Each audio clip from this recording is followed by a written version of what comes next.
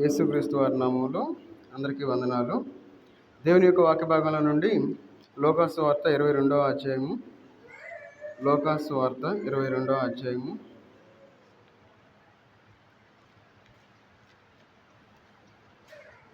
53వ వచనం చదువుకుందాం. లోకాసు వార్త 22వ అధ్యాయము 53వ వచనం అందరం కలిసి చదువుకుందాం. 22:53.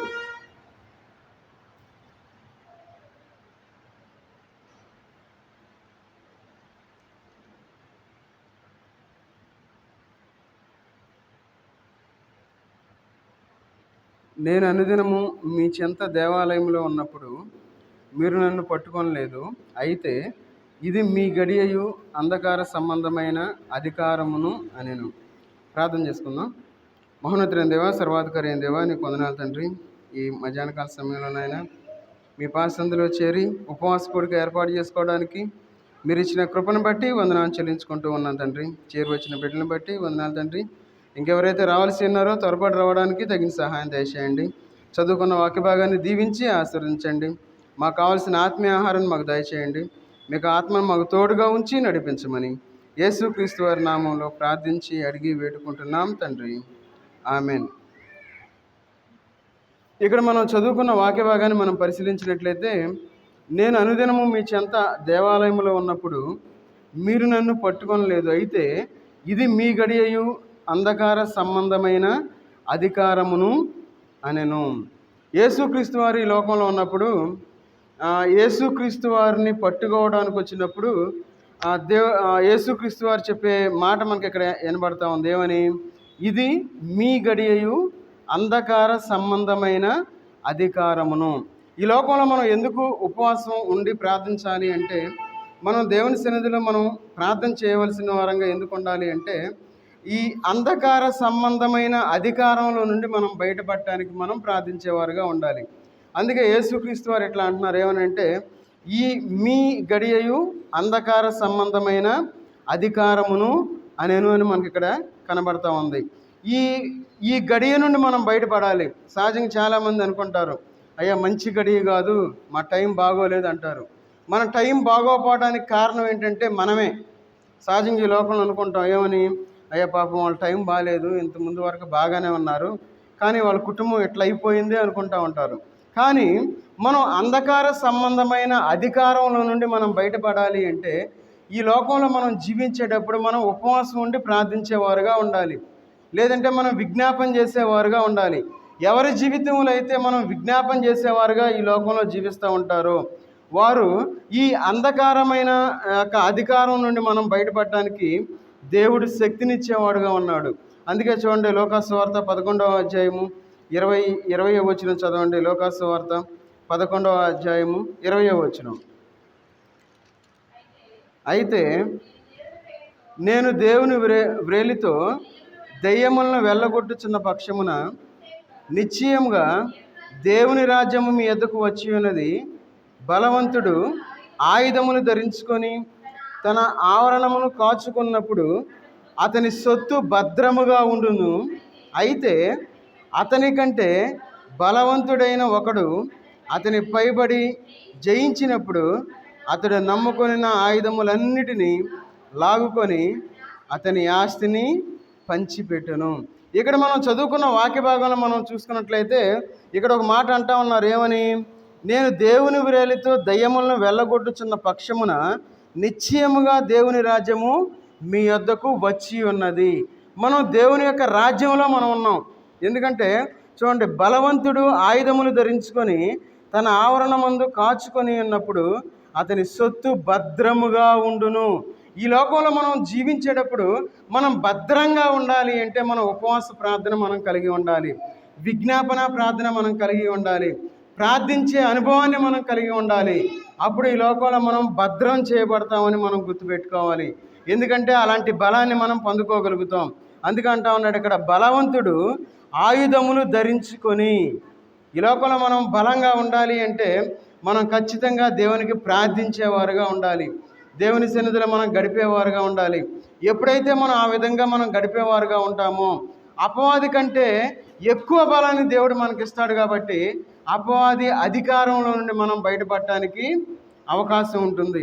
ఒకవేళ అట్లా కాకుండా నా టైం బాగోలేదు, వాళ్ళ టైం బాగోలేదు, ఇంతే అని చెప్పి ఈ లోకంలో మనం జీవిస్తూ ఉన్నాం అనుకోండి, నిజంగానే మన టైం బాగోదు. ఎందుకంటే మనకంటే బలమైన అధికారం కలిగిన అపవాది మనల్ని జయించి దేవుడిచ్చిన మన యొక్క రక్షణ వస్త్రాన్ని తీసుకుని వెళ్ళే అవకాశం ఉంది. కాబట్టి ఈ లోకంలో మనం బలంగా ఉండాలి అంటే ఖచ్చితంగా మనం దేవునికి ప్రార్థించేవారుగా ఉండాలి, దేవుని సన్నిధిలో ఉపవాసం ఉండేవారుగా ఉండాలి, విజ్ఞాపన ప్రార్థన చేసేవారుగా ఉండాలి. అందుకే అంటున్నాడు ఇక్కడ ఏమనంటే, బలవంతుడు ఆయుధములు ధరించుకొని తన ఆవరణమును కాచుకొనున్నప్పుడు అతని సొత్తు భద్రముగా ఉండును. ఈ లోకంలో మనం జీవించినంతకాలం మనం ప్రార్థించేవారుగా ఉండాలి. ఒకవేళ మనం ఈ లోకాన్ని విడిచిపెడితే మనం ప్రార్థన చేయడానికి అవకాశం ఉండదేమో. కాబట్టి ప్రతి క్షణం మనం దేవునితో గడిపేవారుగా ఉండాలి. అలాంటి అనుభవాన్ని మనం కలిగి ఉండాలి అని చెప్పి దేవుని యొక్క వాక్య భాగం మనకి సెలవిస్తూ ఉంది. చూడండి, కొలసీ రాసిన పత్రికలో 2వ అధ్యాయము, కొలసీలు రాసిన పత్రిక 2వ అధ్యాయము 15 వచనం చదవండి. అక్కడ చదవండి.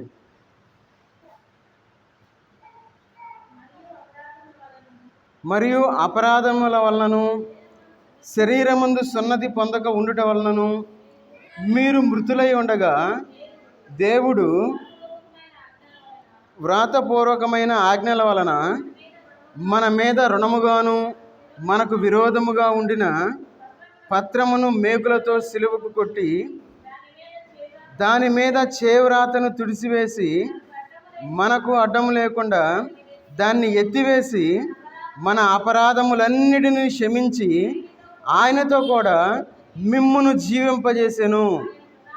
ఆయన ప్రధానులను అధికారులను నిరాయుధులుగా చేసి సిలువ చేత జయోత్సాహముతో వారిని పట్టి తెచ్చి బాహాటముగా వేడుకకు కనబరిచెను.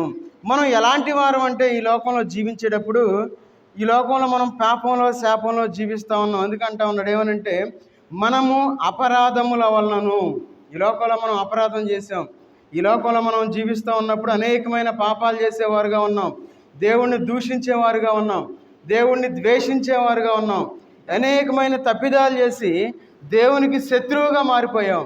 అయితే ఎన్ని అపరాధాలు చేసినా దేవుడు మనల్ని ప్రేమించేవాడుగా ఉన్నాడు. అందుకే అంటా ఉన్నాడు ఇక్కడ ఏమని, అపరాధములను శరీరమందు సున్నతి పొందక ఉండుట వలనను. ఈ లోకంలో దేవుని యొక్క వాక్యానుసారంగా మనం జీవించలేని వారుగా ఉన్నాం. వాక్యానుసారంగా ఈ లోకంలో జీవించకపోయినా దేవుడు మనల్ని కాచి కాపాడుతూ ఉన్నాడు. ఆ విషయాన్ని మనం గుర్తించాలి. ఎవరైతే ఆ విధంగా గుర్తించగలుగుతారో ఖచ్చితంగా వారు దేవుని దగ్గరికి రాగలుగుతారు.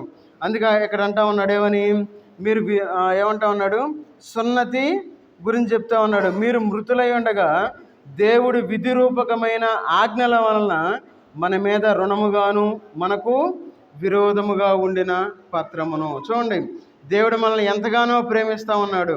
కాబట్టి మనం ఆయనకి ప్రార్థించేవారుగా ఉండాలి, ఆయనకి మనం మొరబెట్టేవారుగా ఉండాలి.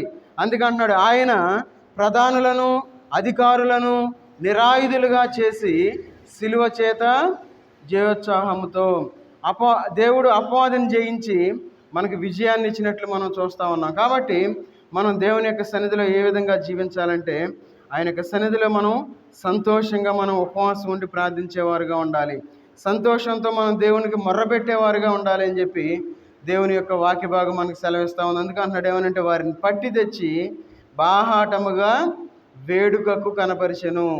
దేవుడు మనల్ని జీవింపజేస్తా ఉన్నాడు. ఈ లోకంలో చాలామంది ఈ సమయాన్ని చూడలేక గతించిపోయారు.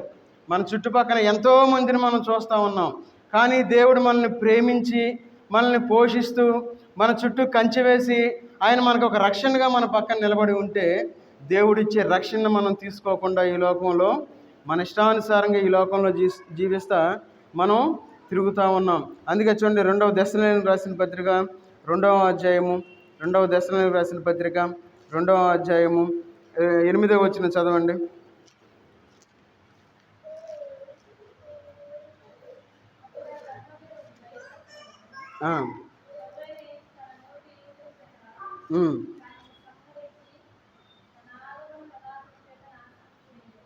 తన ఆగమన ప్రకారము చేత నాశనము చేయును. చూడండి ఇక్కడ, అప్పుడు ఆ ధర్మ విరోధి బయలుపరచబడను. ఎవరు ఈ ధర్మ విరోధి అంటే? అపవాది. ఈ లోకంలో మనం అనారోగ్యానికి ఒక కారణం ఏంటంటే, అపవాది మనల్ని ఒకవేళ అపవాది వల్ల మనకు అనారోగ్యం రావచ్చు, ఒకవేళ అపవాది వల్ల మనకు సంతోషం ఉండకుండా ఉండవచ్చు, ఒకవేళ సమాధానం లేని స్థితి ఒకవేళ అపవాది వల్ల రావచ్చేమో. అయితే దేవుడు చూడండి, ఇక్కడ యేసుక్రీస్తు వారు ఇక్కడ అన్నాడు, అప్పుడు ధర్మ విరోధి బయలుపరచబడును, ప్రభు అయిన యేసు తన ముఖ శ్వాసము చేత వాణ్ణి సంహరించి. మన జీవితంలో ఈ అపవాది మన నుండి దూరంగా వెళ్ళిపోవాలి, లేదంటే సంహరించబడాలి అంటే మనం దేవునికి ప్రార్థించేవారుగా ఉండాలి, దేవుని యొక్క సన్నిధిలో మనం మొర్ర పెట్టేవారుగా ఉండాలి. అందుకే ఇక్కడ అంటా ఉన్నాడు ఏమని, యేసు తన ముఖ శ్వాసము చేత వాణ్ణి సంహరించి తన ఆగమన ప్రకారము చేత నాశనము చేయును. దేవుడు మనకి దగ్గరకు వచ్చే ప్రతి ఆటంకాన్ని తీసివేస్తాడు. యేసుక్రీస్తు వారిని ఆయనకి మనం ప్రార్థన చేస్తే ప్రతి విధమైన మనకు వచ్చిన సమస్యలు పోతాయని చెప్పి ఈ యొక్క దశనేలు రాసిన పత్రికలో మనకి ఇక్కడ సెలవిస్తూ ఉన్నారు. అయితే ఈ లోకంలో సహజంగా మనం ఏమంటామంటే, ఇంతకుముందు మనం చెప్పుకున్నాం ఏమని, అపవాదిని మనం నిందించేవారుగా ఉంటాం. కానీ మనం ఈ లోకంలో అపవాదిని మనం నిందించకూడదు. ఎందుకంటే యేసుక్రీస్తు వారు ఆ ఛార్జీ తీసుకున్నారు. ఎందుకు? అపవాదిని మన జీవితంలోనికి రాకుండా దాన్ని సంహరించే బాధ్యత యేసుక్రీస్తు వారు తీసుకున్నారు. మన బాధ్యత ఏంటంటే మనం ప్రార్థించేవారుగా ఈ లోకంలో జీవించాలి. ప్రార్థనే మన యొక్క శక్తి. ఈ లోకంలో అపవాదిని మనం జయించాలి అంటే ఖచ్చితంగా మనం ప్రార్థించేవారుగా ఉండాలి. ఎందుకంటే ఎప్పుడు కూడా పొరపాటును కూడా మనం అపవాదిని నిందించేవారుగా ఉండకూడదు. చూడండి, యోధా పత్రికలో మిఖాయేలు దూత అపవాదిని నిందించడానికి భయపడినట్లు మనం చూస్తూ ఉన్నాం. చూడండి, యోధా పత్రిక 8, 9, 10 వచనాలు చదవండి. యోధా పత్రిక 8, 9, 10 వచనాలు.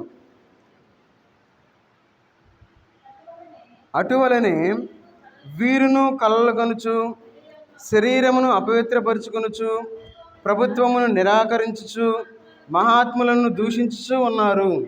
అయితే ప్రధాన దూత అయిన మిఖాయేలు అపవాదితో వాదించుచు మోషే యొక్క శరీరమును గురించి తర్కించినప్పుడు, దూషించి తీర్పు తీర్చ తెగింపక ప్రభువు నిన్ను గద్దించును కాక అనెను.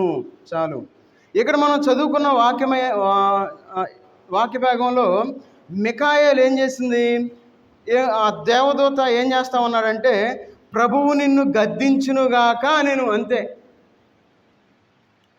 మన జీవితంలో మనం ఏ చిన్న కష్టం వచ్చినా సరే మనం ఏం చేస్తాం? నిందించేవారుగా ఉన్నాం. దేవుడిని నిందిస్తాము, అపవాదిని నిందిస్తాం. ఈ లోకంలో ఉన్నప్పుడు ఎందుకు దేవుడు మా జీవితంలో ఎట్లా ఎందుకు చేయాలి? అందరూ బాగానే ఉన్నారు కదా, నేనే ప్రార్థనకి వెళ్తా ఉన్నాను, నాకే ఈ రోగం రావాలా, నాకే ఈ సమస్య రావాలా, నన్నే నా బిడ్డలు ఎదిరించి తిరగబడాలా, అందరూ బాగానే ఉన్నారని చెప్పి సహజంగా మనం అనుకుంటూ ఉంటాం. అయితే ఈ లోకంలో మనం జీవించేటప్పుడు ఎట్లా ఉండాలంటే అపవాదిని మనం దూషించకూడదు. ఎందుకంటే మిఖాయేలు దూత ఏమాత్రం దూషించడానికి ధైర్యం చేయలేదు. ఆ దూత ధైర్యం చేయలేదు. ఎందుకు? అందుకే ఇక్కడ అంటా ఉన్నాడు, చాలా స్పష్టంగా చెప్తున్నాడు ఏమని, ప్రభువు నిన్ను గద్దించునుగాక నేను. మన జీవితంలో మనం దేవునికి ప్రార్థించేవారుగా మాత్రమే ఉండాలి. మనం దేవుణ్ణి అడిగేవారుగానే ఉండాలి. ఒకవేళ మనకు రాకపోతే మనం దేవుణ్ణి ప్రశ్నించేవారుగాను, లేదంటే అపవాదిని నిందించేవారుగాను ఈ లోకంలో మనం జీవించకూడదు. అందుకే 10వ వచనం చదవండి. వీరైతే తాము గ్రహింపని విషయములను గూర్చి దూషించువారై వివేక శూన్యములకు మృగముల వలె వేటిని స్వాభావికముగా ఎరుగుదురో వాటి వలన తమ్మును తాము నాశనము చేసుకొనుచున్నారు. చూడండి, ఎక్కడ ఏమంటా ఉన్నారు? వీరైతే తాము గ్రహింపని విషయములను గూర్చి దూషించువారై. ఈ లోకంలో మనం ఎప్పుడు దూషించేవారుగా ఉండకూడదు. ఎవరిని మనం దూషించకూడదు. దేవుణ్ణి దూషించకూడదు, అపవాదిని దూషించకూడదు, మన పక్కన ఉన్న మన స్నేహితుల్ని మనం దూషించకూడదు, మనం సహవాసం చేసే విశ్వాసాన్ని మనం దూషించేవారుగా ఈ లోకంలో మనం ఉండకూడదు. ఎందుకంటే ఎవరైతే దూషించేవారుగా ఉంటారో వారు వివేక శూన్యులు అని మనం అర్థం చేసుకోవాలి. సహజంగా ఈ లోకంలో ఏం చేస్తూ ఉంటారంటే అందరినీ దూషించేవారుగా ఉంటారు, ద్వేషించేవారుగా ఉంటారు. వారు వివేకం లేని వారని మనం గ్రహించి మనం దేవునికి ప్రార్థించేవారుగా ఉండాలి. దేవుని సన్నిధిలో మొర్రపెట్టేవారుగా ఉండాలి. ఒకవేళ మనం ఆ విషయం తెలియకుండా ఈ లోకంలో మనం దూషిస్తూ దేవుని సన్నిధిలోనికి వచ్చి మనం కూడా సాగిలపడి దేవుని సన్నిధిలో మనం ప్రార్థించితే దేవుడు మన మొర ఆలకించడు అని చెప్పి దేవుని యొక్క వాక్య భాగం మనకి సెలవిస్తూ ఉంటుంది. సహజంగా ఈ లోకంలో మనం ప్రార్థన చేస్తూ ఉంటాం, కానీ మనకు సమాధానం రాదు. సమాధానం రాకపోతే మనం ఏం చేస్తాం? ఆగిపోయే వాళ్ళుగా ఉంటాం. కొంతమంది అయితే ప్రార్థన చేయటాన్ని ఆపేస్తారు, మందిరానికి వచ్చేవారుగా ఉంటారు. కొంతమంది అయితే మందిరానికి కూడా రావటం ఆపేసేవారుగా ఉంటారు. అయితే దానియేలు తన జీవితంలో ఏం చేస్తున్నాడు చూడండి ఒకసారి. దానియేలు గ్రంథం 9వ అధ్యాయము, దానియేలు గ్రంథం 9వ అధ్యాయము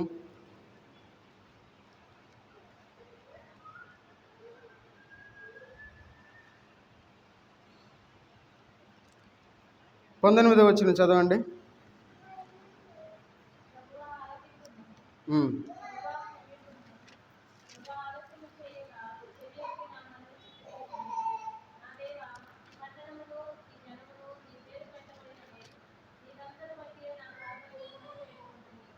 చాలు.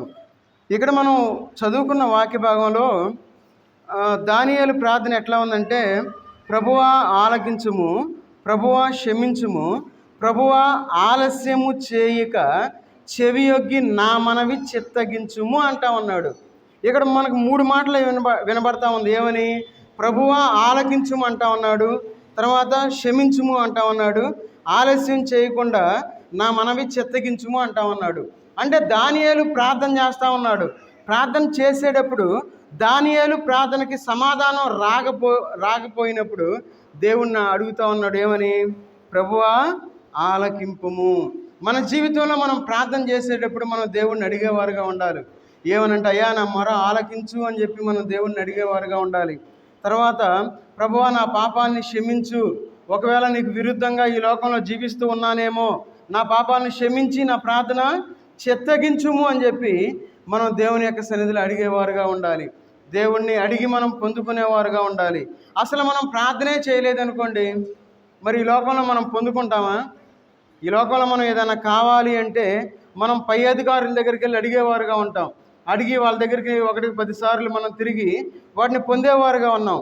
అయితే మనం దేవుని దగ్గర నుండి మనం ఆశీర్వాదాలు మనం పొందాలి అంటే మనం ఖచ్చితంగా దేవుని యొక్క సన్నిధిలో ఉండి మనం దేవుని యొక్క వాక్యాన్ని ఆలకించేవారుగా ఉండాలి. చూడండి, ఇక్కడ ప్రభువా ఆలకించుము, ప్రభువా క్షమించుము, ప్రభువా ఆలస్యము చేయక చెవియొగ్గి నా మనవి చిత్తగింపుము. చూడండి, తర్వాత ఇంకేమన్నా, నీ ఘనతను బట్టియే నా ప్రార్థన వినుమని వేడుకొంటిని. మన జీవితంలో ఈ దానియేలు ఏ విధంగా అయితే ప్రార్థన చేసి ఉన్నాడో అదే విధంగా మనం దేవుణ్ణి అడిగేవారుగా ఉండాలి. అయ్యా నా పాపాలను క్షమించు అని చెప్పి దేవుని యొక్క సన్నిధిలో మనం గోజాడేవారుగా ఉండాలి. ఎప్పుడైతే మనం ఆ విధంగా మనం ప్రార్థించేవారుగా ఈ లోకంలో ఉంటామో, ఒకవేళ దానియేలు అనొచ్చు, ఏమని? పారసీక రాజా నువ్వు క్రిందకి దిగిరా అని చెప్పి ప్రార్థన చేయొచ్చు. కానీ దానియేలు ఆ విధంగా ప్రార్థన చేయలే. సహజంగా ఈ లోకంలో మనం ప్రార్థన చేసేటప్పుడు అంతే ప్రార్థన చేస్తామేమో. మన ప్రార్థన ఎట్లా ఉండాలి అంటే, మన పాపాలని క్షమించు అని అడగకుండా దేవుణ్ణి మనం అడిగేవారుగా ఉన్నావేమో. దానియేలు ఆ విధంగా ప్రార్థన చేయకుండా దేవుని యొక్క సన్నిధిలో కనిపెట్టిన వాడుగా ఉన్నాడు. కాబట్టి దేవుని యొక్క శక్తిని చూసినట్లు మనం చూస్తూ ఉన్నాం. అయితే మనం ఈ లోకంలో దేవుని మీద మనం మనసు నుంచి ప్రార్థించేవారుగా ఉండాలి. దేవుని మీద మనం మనసు ఉంచడం అంటే, చూడండి, హెబ్రీ రాసిన పత్రికలో మనకు ఒక మాట కనబడతా ఉంది. హెబ్రీ రాసిన పత్రిక 4వ అధ్యాయము 6వ వచనం చదవండి. 4:6-16. కనుక మనము కనికరింపబడి సమయోచితమైన సహాయము కొరకు కృప పొందినట్లు ధైర్యముతో కృపాసనమునొద్దకు చేరుదము. కృపాసనము అంటే ఏంటి? దేవుని యొక్క సన్నిధి, దేవుని యొక్క మందిరము అని మనం అర్థం చేసుకోవాలి. మరి దేవుని యొక్క కృపాసనం దగ్గరికి మనం రాకుండా మన ఇంట్లో మనం కూర్చుంటాను, లేదంటే మన పనులు మనం చేసుకుంటాను, ఏ వందలు వెళ్ళకపోతే ఏం కాదులే, దేవునికి అన్నీ తెలుసు అని చెప్పి మనం దేవునికే సమాధానం చెప్పేవారుగా ఉన్నాము అనుకోండి, ఉపయోగం లేదు. దేవుని యొక్క దీవెనలు మనం పొందలేము. అందుకే అక్కడ అంటా ఉన్నాడు ఏమనంటే, కనుక మనము కనికరించబడి సమయోచితమైన సహాయము కొరకు, ఈ లోకంలో మనం దేవుని యొక్క సహాయం కోసం మనం ప్రార్థించేవారుగా ఉండాలి. ఆయన మనకు సహాయం చేస్తే, ఒకవేళ మనుషులుంటే వాళ్ళు మనకు కొంతవరకే సహాయపడగలరు, కొంతమంది అసలు సహాయపడరు వాళ్ళు. కానీ కొంచెం మంచి బుద్ధి ఉన్న వాళ్ళు ఏం చేస్తారు, ఏదో కొంచెం సహాయపడేవారుగా ఉంటారు. అయితే మన దేవుడు ఎలాంటి దేవుడు అంటే, ఆయన సమయోచితమైన సహాయాన్ని ఇచ్చే దేవుడుగా ఉన్నాడు ఆయన. అందుకని మనం దేవుని యొక్క సన్నిధిలోకి రావాలి. అందుకే ఇక్కడ అంటా ఉన్నాడు, సమయోచితమైన సహాయము కొరకు కృప పొందినట్లు ధైర్యముతో కృపాసనము వద్దకు చేరుదము. దేవుని సన్నిధిలోనికి మనం వచ్చేవారుగా ఉండాలి. ఎప్పుడు దేవుని సన్నిధిని మనం నిర్లక్ష్య పెట్టకూడదు. ఒకవేళ మనం దేవుని సన్నిధిని నిర్లక్ష్య పెడితే దేవుడు మన కుటుంబాన్ని నిర్లక్ష్య పెడతారని మనం అర్థం చేసుకోవాలి. ఏ ఉందిలే అని ఎప్పుడు దేవుడు అనుకోడు. ఆయన, మన దేవుడు ఎలాంటి దేవుడు అంటే, ప్రతిదీ ఆయన అబ్జర్వ్ చేస్తూ ఉంటాడు. మనం ఎట్లా జీవిస్తూ ఉన్నాం, మన మాట తీరు ఎట్లా ఉంది, మన నడవడిక ఎట్లా ఉంది, మన జీవితం ఎట్లా ఉంది అని చెప్పి ఆయన ప్రతి క్షణం మనల్ని పరిశీలించేవాడుగా ఉన్నాడు. కాబట్టి ఆయన కృపాసనం వద్దకు వచ్చినప్పుడు మనం ఏం చేయాలంటే, చాలా జాగ్రత్తగా ఉండి దేవుని యొక్క సన్నిధిలో మనం ఆయన్ని అడిగేవారుగా ఉండాలి. ఇంకా మనం చూసుకున్నట్లయితే హెబ్రీ పత్రికలోనే 10వ అధ్యాయం చూడండి. 10వ అధ్యాయము 19 వచనం చదవండి. 19-20 వచనాలు. సహోదరులారా, యేసు మన కొరకు ప్రతిష్ఠించిన మార్గమున, అనగా నూతనమైనదియు జీవము గలదియు ఆయన శరీరము అను తెర ద్వారా ఏర్పరచబడినదియునైన మార్గమున ఆయన రక్తము వలన పరిశుద్ధ స్థలమునందు ప్రవేశించుటకు మనకు ధైర్యము కలిగి ఉన్నది కనుకను, దేవుని ఇంటిపైన మనకు గొప్ప యాజకుడున్నాడు కనుక. రెండవదిగా మనం మొదటిగా దేవుని యొద్ద మనం ఎందుకు ప్రార్థించేవారుగా ఉండాలి అంటే, ఆయన కృపాసనము ఉంది కాబట్టి మనం ప్రార్థించేవారుగా ఉండాలి. రెండవదిగా దేవుడు మనకు ఆయన రక్తాన్ని ఇచ్చాడు కాబట్టి మనం ప్రార్థించేవారుగా ఉండాలి. అందుకని ఇక్కడ అంటున్నాడు ఏమని, దేవుని ఇంటిపైన మనకు గొప్ప యాజకుడు ఉన్నాడు. ఎవరు? యేసుక్రీస్తు వారు మన యాజకుడు. ఆయన మనల్ని పోషించే మన పోషకుడుగా ఉన్నాడు. కాబట్టి ఈ లోకంలో మనం జీవించేటప్పుడు మన యాజకుడు ఆయన ఐశ్వర్యవంతుడు, ఆయన కృప కలిగిన వాడు, ఆయన ప్రేమ కలిగిన వాడు. కాబట్టి ఈ లోకంలో ఆయన దగ్గరకు వచ్చి మనం ఆయన్ని ప్రార్థించేవారుగా ఉండాలి. ఉపవాసంతో మనం ఆయన్ని అడిగి పొందుకునేవారుగా ఉండాలి. ఎప్పుడైతే అలాంటి అనుభవంలో గుండా మనం వెళ్తామో, దేవుడు మన కుటుంబాన్ని ఒక ఉన్నతమైన స్థితికి తీసుకొని వెళ్తాడు. మనం అంతా బాగుండాలి. చాలామంది కొటేషన్లు రాస్తూ ఉంటారు ఏమని, అందరూ బాగుండాలి, అందులో నేను ఉండాలంటారు. అందరూ బాగుండాలంటే మనం ఖచ్చితంగా యేసుక్రీస్తు వారి దగ్గరికి మనం రావాలి. ఎవరైతే, అది కూడా మనం ఎట్లా రావాలి, ఆయన మీద ఆధారపడేవారుగా ఈ లోకంలో జీవించాలి. ఎవరైతే ఆయన మీద ఆధారపడేవారుగా జీవిస్తారో, వాక్యానుసారంగా జీవించేవారుగా ఉంటారో, వారందరూ ఈ లోకంలో బాగుంటారు అని మనం అర్థం చేసుకోవాలి. అందువలన తర్వాత చూడండి, అందుకే చూడండి మొదటి యోహాను పత్రికలో, మొదటి యోహాను పత్రిక 2వ అధ్యాయము 1వ వచనం చదవండి. మొదటి యోహాను పత్రిక 2వ అధ్యాయము 1వ వచనం. నా చిన్నపిల్లలారా, మీరు పాపము చేయకుండాటకై ఈ సంగతులు మీకు రాయిచున్నాను. ఎవడైనను పాపము చేసిన ఎడల నీతిమంతుడైన యేసుక్రీస్తు అను ఉత్తరవాది తండ్రి యొద్ద మనకున్నాడు. చూడండి, యేసుక్రీస్తు వారు మనకు ఉత్తరవాదిగా ఉన్నారు కాబట్టి మనం ఆయనకి ప్రార్థించేవారుగా ఉండాలి. ఒకవేళ మనం తెలుసో తెలియకో మనం పాపం చేస్తే మనం దేవుణ్ణి అడిగేవారుగా ఉండాలి. అయ్యా, నేను తెలిసి పాపం చేశాను. ఒకవేళ తెలియకుండా పాపం చేస్తే, అయ్యా నేను తెలియక పాపం చేస్తే నన్ను క్షమించు అని చెప్పి దేవుని సన్నిధిలో మనం ప్రార్థించేవారుగా ఉండాలి. ఎందుకంటే ఇక్కడ అంటా ఉన్నాడు, నా చిన్న పిల్లలారా. చిన్నపిల్లలకి ఏం తెలియదు. ఏం చేస్తారు వారు? వాళ్ళకి పాపం అంటే తెలియదు, పుణ్యం అంటే తెలియదు. వారు తక్కువని అబద్ధం ఆడతారు. ఒకవేళ వాళ్ళు పిల్లలు కొట్టుకునేవారుగా ఉంటారు.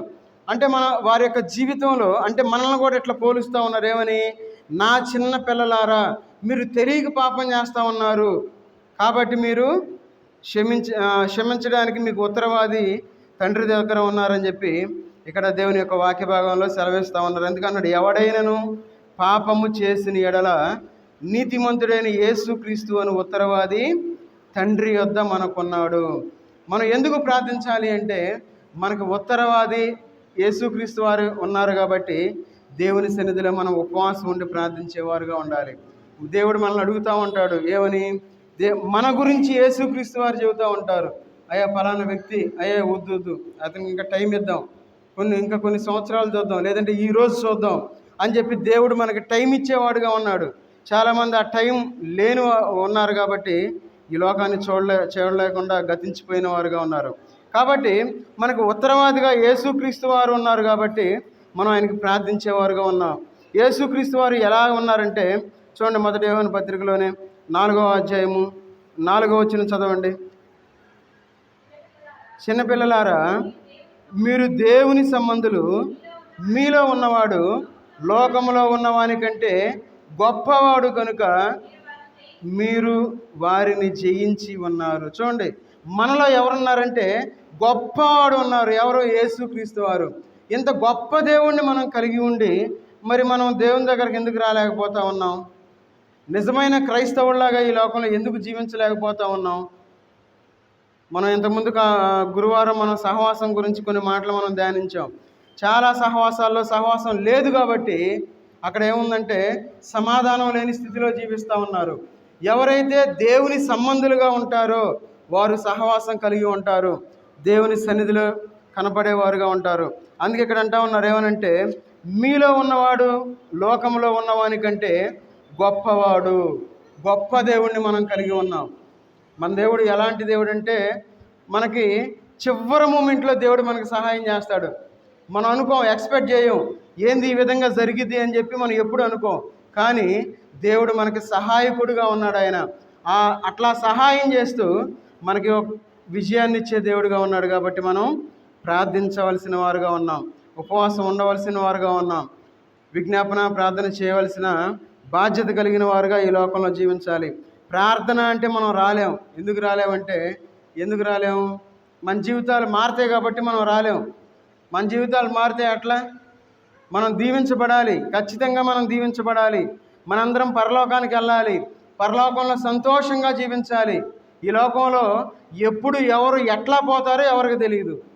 చాలా చిన్న జీవితం. మరి ఈ చిన్న జీవితంలో నేను ఎంజాయ్ చేయాలి, నేను లోకంలో కలిసిపోవాలి, లోకాన్ని అనుభవించాలని చెప్పి అనుకుంటా ఉన్నాం. ఒక్కసారి మనం ఆలోచిస్తే మరణించిన తర్వాత నేనేమవుతాను అని ఒక్కసారి మనం ప్రశ్నించుకోగలిగితే దేవుని గురించి మనకు ఒక ఆలోచన వస్తుంది. కాబట్టి మన యొక్క జీవితంలో గొప్ప దేవుణ్ణి మనం కలిగి ఉన్నాం కాబట్టి మనం దేవునికి ప్రార్థించేవారుగా ఉండాం. ఆయన సన్నిధిలో మనం ప్రార్థించి ప్రతి దీవెన మనం పొందేవారుగా ఉండాలి అని చెప్పి దేవుని యొక్క వాక్య భాగం మనకి సెలవిస్తూ ఉంది. కాబట్టి ఈ యొక్క మధ్యాహ్నకాల సమయం మనందరం ఇంత గొప్ప దేవుని కలిగి ఉన్నాం. చాలా తక్కువ మంది ప్రార్థన అంటే ఆ భయం లేదు మన జీవితంలో. భయం లేని వారుగా జీవిస్తూ ఉన్నాం. పేరుకు మాత్రం మనం క్రైస్తవులుగా ఈ లోకంలో. ఒకవేళ ఈ క్షణంలో యేసుక్రీస్తు వారు వచ్చారనుకోండి, మనం సంపాదించిందంతా ఏమైపోద్ది? అయ్యో నాకు బంగారం ఉంది, వెండి ఉంది, లేదంటే నాకు బాగా ఆస్తులు ఉన్నాయి, స్థలాలు ఉన్నాయి, పొలాలు ఉన్నాయి, ఇళ్ళు ఉన్నాయి, కార్లు ఉన్నాయి, ఇవన్నీ ఉన్నాయి అంటే మనతో రావు. ఒకవేళ మనం చనిపోయామనుకోండి, ఈ క్షణంలో ఏదైనా ఒక్క ₹10 మనం తీసుకెళ్ళగలమా? తీసుకెళ్ళలేము. మన జీవితాన్ని ఈ లోకంలో మనం ఉన్నప్పుడు ఈ లోకంలో మనం దేవుణ్ణి మనం సంపాదించుకునేవారుగా ఉండాలి, దేవుని వైపు మనం చూసేవారుగా ఉండాలి. ఎవరైతే ఆ విధంగా జీవిస్తారో ఖచ్చితంగా వారి జీవితంలో దేవుడు అనేకమైన గొప్ప క్రియలు చేస్తాడు. ఎందుకంటే మన దేవుడు గొప్పవాడు. మన దేవుడు శక్తిమంతుడు దేవుడు. మన దేవుడు మనకి సమయోచితమైన సహాయాన్ని ఇచ్చే దేవుడుగా ఉన్నాడు. కాబట్టి మనం ఈ లోకంలో మనం దేవునికి ప్రార్థించేవారుగా ఉండాలి, ఆయనకి మొర్రపెట్టేవారుగా ఉండాలి, ఉపవాసం ఉండాలి. మన కుటుంబ స్థితిని మార్చడానికి ఉపవాసం ఉండి మనం దేవుని సన్నిధిలో, ఆయన సన్నిధిలో కన్నీటితో మనం ప్రార్థన చేసేవారుగా ఉండాలి. కన్నీటి ప్రార్థన అనుభవాన్ని ఎవరైతే కలిగి ఉంటారో వారి కుటుంబాలు ఎప్పుడూ పచ్చగా ఉంటాయని మనం గమనించాలి. ఎప్పుడైనా మీరు గమనించండి, ప్రార్థన మీద ఆధారపడిన కుటుంబాలు ఎవ్వరూ కూడా తక్కువ స్థితిలో ఉన్నట్లు మనం ఎప్పుడూ చూడం. ఎందుకంటే మన దేవుడు ఉన్నతమైన దేవుడు, మన దేవుడు ఘనుడై ఉన్నాడు. కాబట్టి ఈ లోకంలో మనం జీవించినంతకాలం మనం దేవుని వైపు మనం చూసేవారుగా ఉండాలి. అందుకే అంటారు, యేసుక్రీస్తు వారు పరలోక ప్రార్థనలో చెప్తూ ఉంటారు ఏమని, పరలోకం ముందున్న మా తండ్రి అని చెప్పి సెలవిస్తూ ఉంటారు.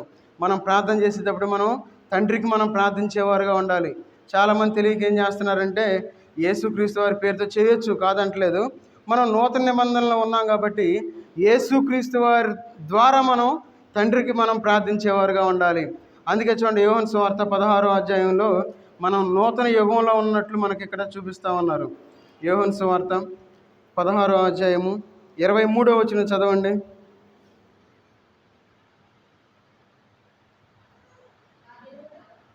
ఆ దినమున మీరు దేని గూర్చి నన్ను అడగరు, మీరు తండ్రిని నా పేరట ఏమి అడిగినను ఆయన మీకు అనుగ్రహించినని మీతో నిశ్చయముగా చెప్పుచున్నాను. చాలు.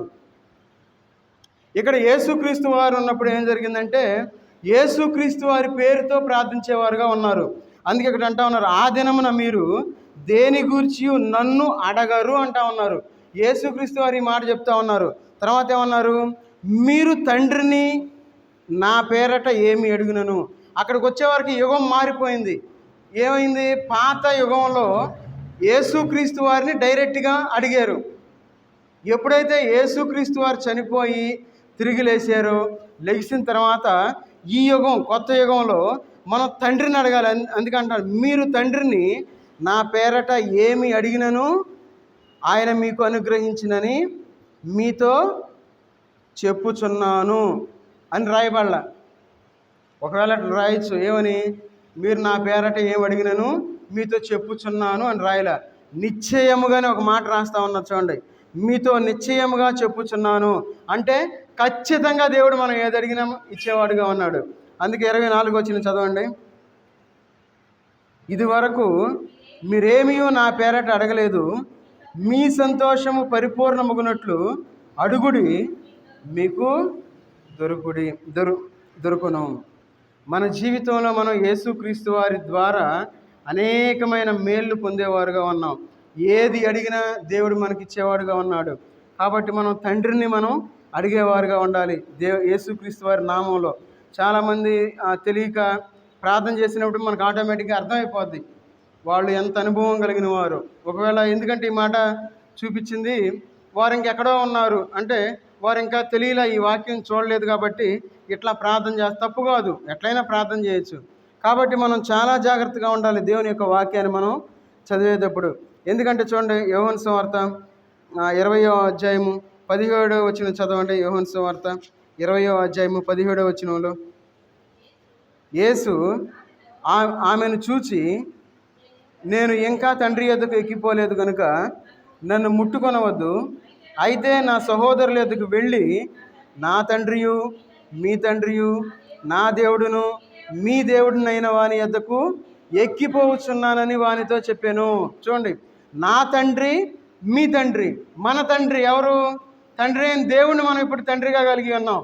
ఒక తండ్రి కుమారుడు బాధపడతా ఉన్నాడు అనుకోండి, ఈ లోకంలో కష్టపడతా ఉన్నాడు, శ్రమ పడతా ఉన్నాడు. అయితే తండ్రి చూసి ఊరుకోగలడా? ఖచ్చితంగా బాధపడతాడు తండ్రి. ఎందుకు? అరే నా బిడ్డ బాధపడతా ఉన్నాడే, కష్టంలో ఉన్నాడే, వేదనలో ఉన్నాడే, చింతలో ఉన్నాడే అని చెప్పి ఖచ్చితంగా తండ్రి కుమారుని మీద జాలిపడేవాడుగా ఉన్నాడు. అందుకే యేసుక్రీస్తు వారు ఎట్లా చెప్తా ఉన్నారు, ఏమని? నా తండ్రియు మీ తండ్రియు, నా దేవుడును మీ దేవుడినైన వాని యొద్దకు ఎక్కిపోవచ్చున్నాను. మనం దీన్ని గ్రహించేవారుగా ఉండాలి. ఈ లోకంలో తండ్రి, చూడండి, మనకు తండ్రి అయ్యాడు దేవుడు. దేవుణ్ణి మనం తండ్రిగా కలిగి ఉన్నాం. చూడండి ఎంత గొప్ప ఆధిక్యాన్ని మనం కలిగి ఉన్నామో. కాబట్టి మనం దేవునికి ప్రార్థించేవారుగా ఉండాలి. ఈ లోకంలో దేవునికి ప్రార్థించి మనకి కావాల్సినవన్నీ మనం దేవుని దగ్గర నుండి పొందుకునేవారుగా ఉండాలి. అందుకే నా దేవుడును మీ దేవుడినైన వాని యొద్దకు ఎక్కిపోవచ్చున్నాను అని వారితో చెప్పుమనెను. చూడండి ఎంత గొప్ప ఆధిక్యత మన దేవుడు మనకిచ్చాడు. మన దేవుడు మనకి తండ్రిగా అయ్యాడు. మన దేవుడు ఇలాంటి గొప్ప దేవుడిని మనం కలిగి ఉన్నాం కాబట్టి మనం దేవుణ్ణి ప్రార్థించేవారుగా ఉండాలి. మరి మనం ప్రార్థన ఎట్లా చేయాలి? దేన్ని అడగాలి? సహజంగా ఈ లోకంలో చాలామంది ఏం అడగాలో తెలియదు. మనం అడగాల్సిన అడగాలి. ముఖ్యంగా మనం దేన్ని అడగాలంటే చూడండి, లూకాసు వార్త 11వ అధ్యాయము 13వ వచనం చూసి ముగించుకుందాం. లూకాసు వార్త 11వ అధ్యాయము 13వ వచనం. పరలోకమందున్న మీ తండ్రి తన్ను అడుగు వారికి ఆ, ఎంతో నిశ్చయముగా పరిశుద్ధాత్మను అనుగ్రహించిన నేను.